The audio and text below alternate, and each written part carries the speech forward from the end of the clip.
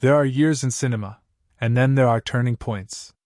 1966 wasn't just another chapter, it was a rupture in storytelling itself. A moment when filmmakers stopped asking for permission and started challenging the audience. Comfort was abandoned, truth became uncomfortable, and illusion blurred with reality. Characters grew darker, narratives more daring, and silence more powerful than dialogue. This was the year cinema began questioning its own language. Where morality fractured, identity dissolved, and storytelling took risks that still echo today. These are not just films, they are revolutions captured on celluloid. A Man for All Seasons, 1966. In a world defined by shifting loyalties and political compromise, one man stands immovable, guided not by ambition, but by an unwavering moral compass that refuses to bend, even under the threat of death. Directed by Fred Zinnemann, this historical drama brings the story of Sir Thomas More to life with a quiet intensity that contrasts sharply with the turbulence of King Henry VIII's court, where power is absolute and dissent is dangerous. Paul Scofield delivers a towering performance as More, embodying restraint, intelligence, and inner strength, portraying a man whose silence becomes his most powerful form of resistance, while Robert Shaw's commanding Henry VIII exudes charisma and volatility, capturing the unpredictable nature of a ruler driven by desire and authority. Zinnemann's direction emphasizes clarity and precision, allowing the weight of dialogue and performance to take center stage, supported by Ted Moore's elegant cinematography that frames the characters within grand yet isolating spaces, reinforcing the themes of integrity and isolation. Georges Delereux's score subtly underscores the emotional gravity without overwhelming the narrative, maintaining a tone of solemn reflection.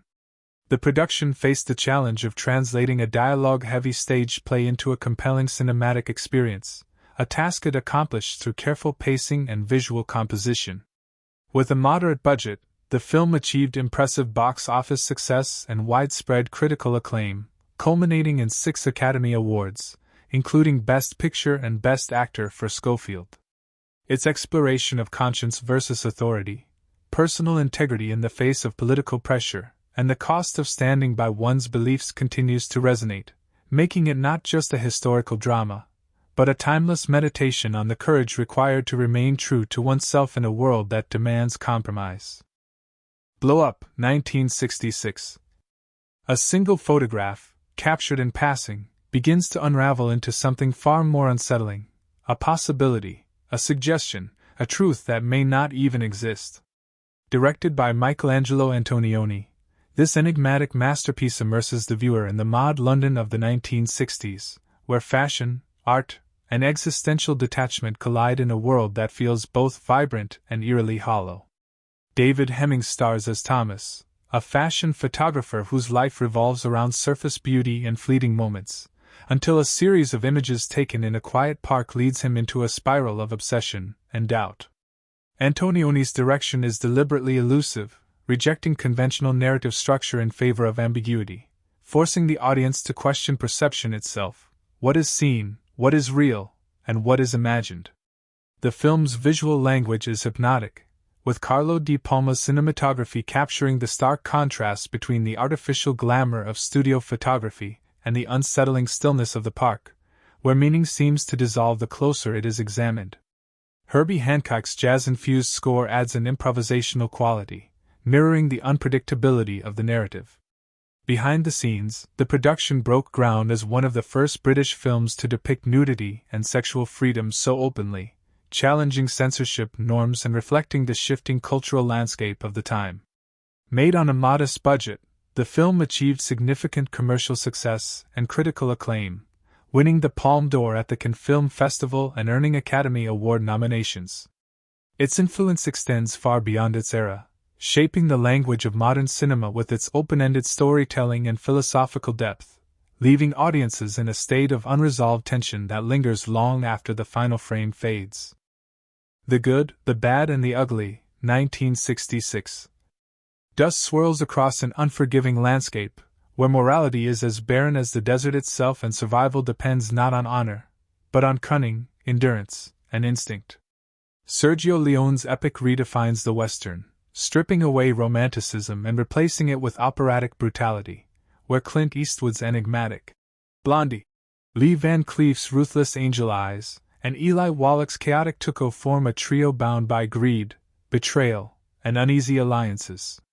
Leone's direction is deliberate and mythic, stretching time through extended standoffs and using silence as tension, allowing every glance and gesture to carry weight, while Ennio Morricone's legendary score transforms the film into a near-spiritual experience, its haunting motifs instantly recognizable and emotionally charged.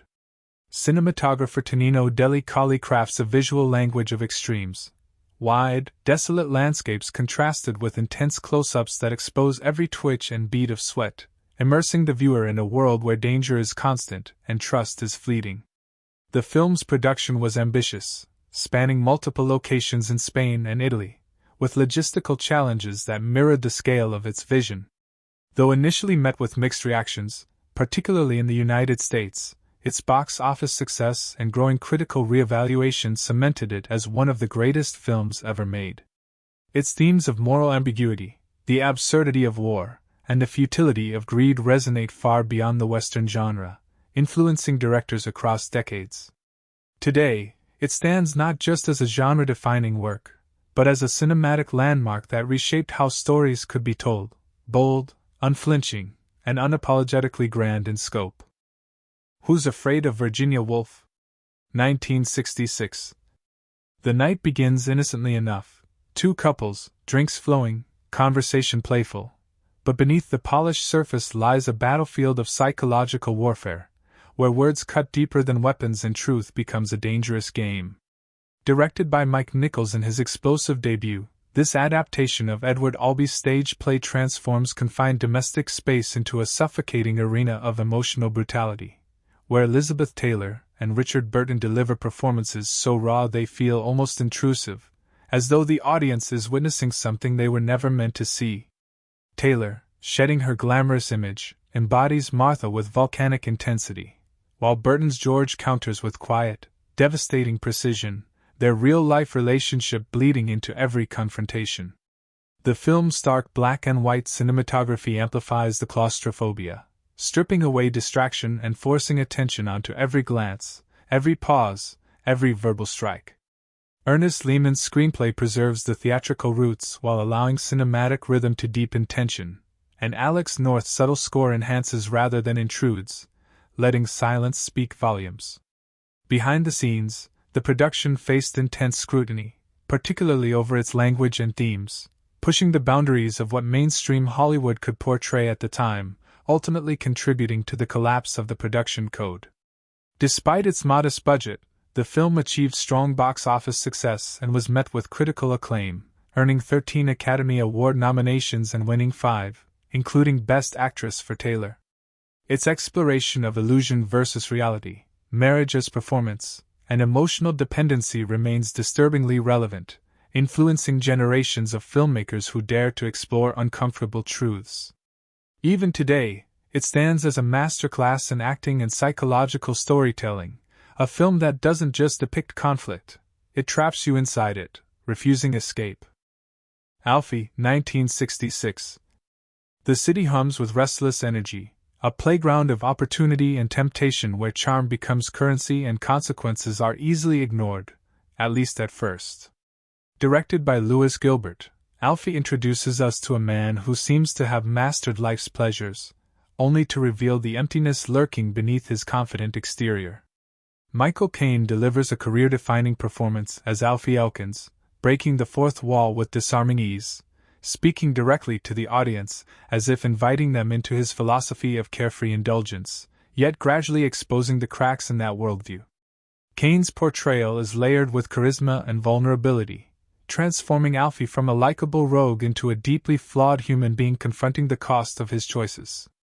Gilbert's direction embraces a fluid, almost documentary-like realism, capturing the shifting social landscape of 1960s London, where traditional values were being challenged and personal freedom was redefined. Otto Heller's cinematography reflects this contrast, balancing lively urban settings with moments of quiet introspection that reveal Alfie's internal conflict. Sonny Rollins' jazz-infused score enhances the film's tone, blending playfulness with an undercurrent of melancholy. The production navigated controversial subject matter, including themes of abortion and emotional detachment, pushing against the boundaries of what mainstream audiences were accustomed to. Produced on a modest budget, the film became a significant commercial success and earned critical acclaim, with Kane receiving an Academy Award nomination that helped solidify his international stardom. Its cultural impact is profound, capturing the spirit of a generation caught between liberation and responsibility, and influencing future character-driven narratives that explore flawed protagonists without moral judgment. Even today, Alfie resonates as a cautionary tale wrapped in charm, reminding viewers that self-awareness often arrives too late, and that living without consequence is an illusion that inevitably collapses. Fahrenheit 451, 1966. Flames rise not for warmth, but for destruction, consuming knowledge, imagination, and the very essence of human thought in a world where books are forbidden and conformity is enforced with quiet efficiency. François Truffaut's Fahrenheit 451, adapted from Ray Bradbury's novel, presents a chilling vision of a future stripped of intellectual freedom, where firemen no longer extinguish fires, they ignite them. Oscar Werner portrays Guy Montag with a restrained intensity, capturing the gradual awakening of a man conditioned to obey, while Julie Christie delivers a dual performance that contrasts emptiness with curiosity, embodying the fragile tension between submission and rebellion. Truffaut's direction is deliberate and reflective, emphasizing atmosphere over spectacle, allowing the dystopian reality to unfold with an eerie calm that makes its implications even more disturbing. Nicholas Regg's cinematography employs bold color contrasts, particularly the recurring presence of fire against sterile environments, visually reinforcing the destruction of individuality. Bernard Herrmann's haunting score weaves through the narrative with emotional precision, amplifying the sense of loss and quiet resistance. The production faced numerous challenges, including language barriers and Truffaut's transition to English-language filmmaking, yet these obstacles contributed to the film's unique tone. While its initial box office performance was modest and critical reception mixed, the film has since gained recognition as a significant work in dystopian cinema, praised for its philosophical depth and visual storytelling.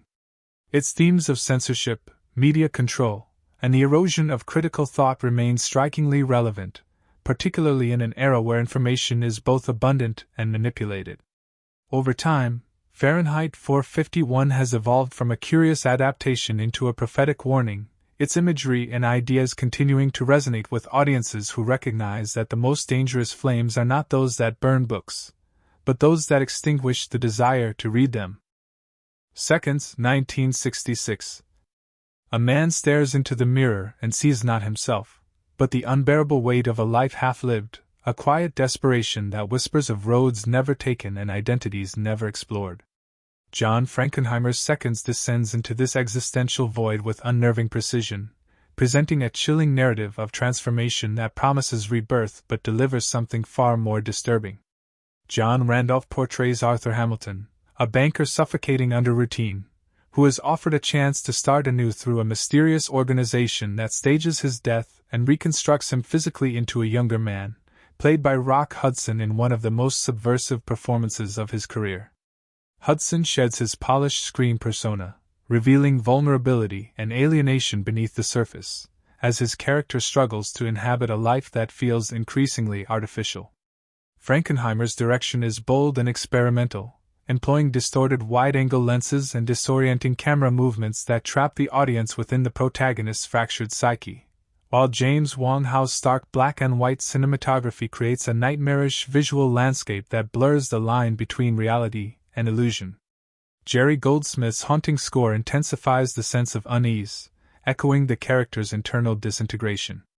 The production faced resistance due to its dark themes and unconventional style, and upon release, the film struggled commercially, with audiences unprepared for its bleak vision. However, critical reassessment over time has elevated Seconds to cult status, recognizing it as a daring exploration of identity, conformity, and the illusion of second chances. Its influence can be seen in countless psychological thrillers that followed, and its warning remains potent, The desire to escape oneself may lead not to freedom, but to a deeper, more irreversible entrapment. Persona, 1966. A face falls silent, and in that silence, an entire universe begins to fracture, revealing the fragile boundaries between identity, performance, and the self. Ingmar Bergman's Persona is less a film and more an experience, an intimate, unsettling journey into the human psyche where language collapses and emotion takes control. Liv Ullmann plays Elizabeth Vogler, an actress who has inexplicably stopped speaking, while Bibi Andersson's Alma, a nurse assigned to care for her, becomes both confidant and mirror, their relationship evolving into something deeply ambiguous and psychologically entwined. Bergman's direction strips cinema down to its barest elements, focusing intensely on faces, expressions, and silence, allowing meaning to emerge not from dialogue but from what remains unspoken. Sven Nykvist's cinematography is nothing short of revolutionary, using stark contrasts and haunting close-ups to blur the physical and emotional boundaries between the two women, culminating in imagery that feels almost surreal in its intimacy. Lars Johan Worrell's minimalistic score and the deliberate use of silence create an atmosphere of tension and introspection, forcing the audience to confront their own perceptions and interpretations. The production itself was marked by Bergman's personal struggles, which deeply influenced the film's themes of identity and fragmentation. Upon release, Persona challenged audiences and critics alike, its abstract narrative and experimental techniques defying conventional understanding, yet it quickly gained recognition as a masterpiece of modern cinema. Its legacy is profound, influencing filmmakers across generations who seek to explore the limits of storytelling and the complexities of human consciousness. Even today, Persona resists easy interpretation, existing as a living work of art that demands engagement, reflection, and perhaps even surrender to its enigmatic power. The Bible, in the Beginning. 1966. Creation unfolds not as a distant myth, but as a living, breathing spectacle, light piercing darkness, humanity emerging in fragile innocence, and destiny shaping itself through faith, betrayal, and divine will.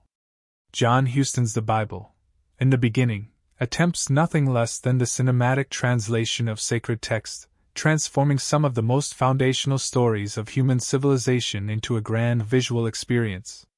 Huston not only directs but also appears as Noah, bringing a quiet gravitas to the narrative, while performances from George C.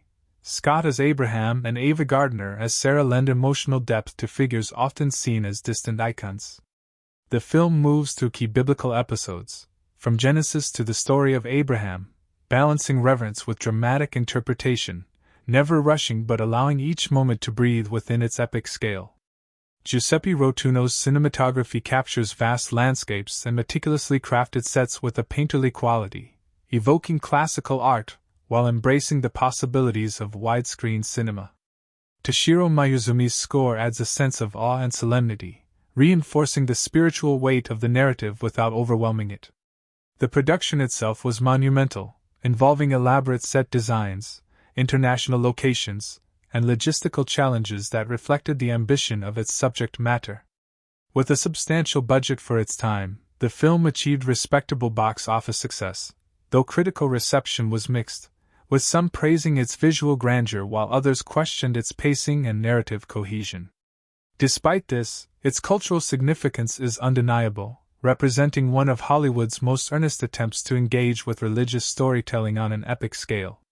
Over time, it has been revisited as a fascinating artifact of its era, both a reflection of cinematic ambition and a testament to the enduring power of stories that have shaped human belief for centuries. Fantastic Voyage, 1966.